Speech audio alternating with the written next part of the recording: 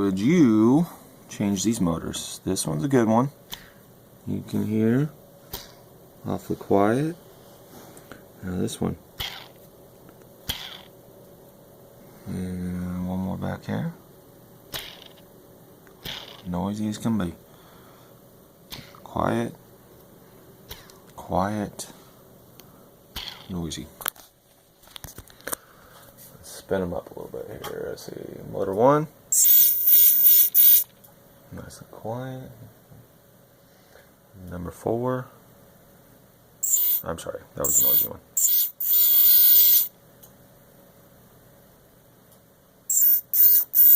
I don't know if y'all can hear the difference in the sounds here. But 2 and 3 are good. 1 and 4 sound awful.